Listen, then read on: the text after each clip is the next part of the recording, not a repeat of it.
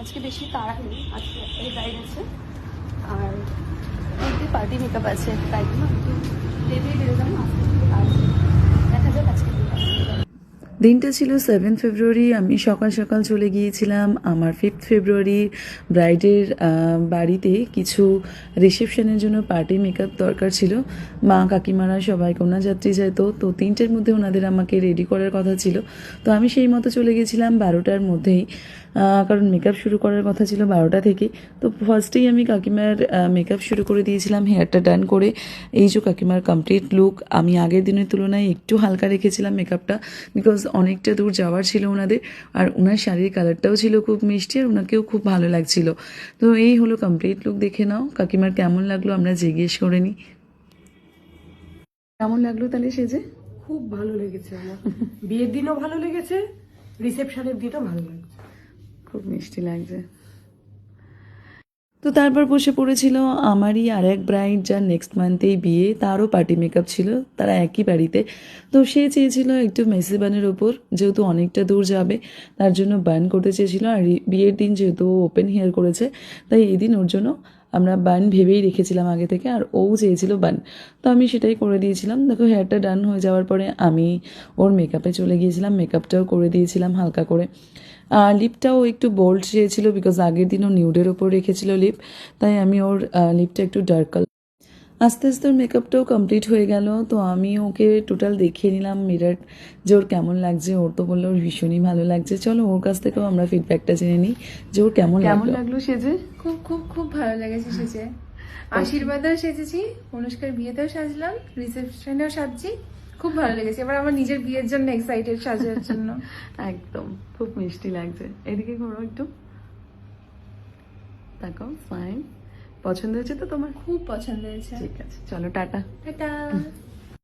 তারপরে শুরু করে দিয়েছিলাম আর এক কাকিমার মেকআপ করতে।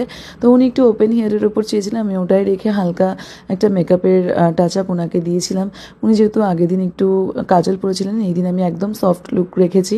দেখুন কাকিমার ফাইনাল লুক মোটামুটি রেডি হয়ে গেছে, আমি জেনে নিই। দারুণ অভিলাষ সম্পর্কে কিছু বলার নেই, জাস্ট ওয়াও। খুব মিষ্টি ভালো লাগছে। লাগে। পছন্দ হয়েছে তো? হ্যাঁ, খুব ভালো লেগেছে। ফাইনালি 3জনের মেকআপ কমপ্লিট হয়ে যাওয়ার পরে আমি বেরিয়ে গেছিলাম আমার রিসেপশনের কাজে। আমার ওই দিন লোকেশন ছিল যাদবপুরে। তো আমার একটাই রিসেপশনের কাজ ছিল, ওই দিন খুব একটা তাড়া ছিল না, তাই আগেই আমি আমার অ্যাসিস্টকে পাঠিয়ে দিয়েছিলাম ওখানে, যে কিনা হেয়ারের ড্রেস ড্রাপিংয়ের কাজটা করছিল। তারপর আমি গিয়ে মেকআপটা শুরু করে দিয়েছিলাম।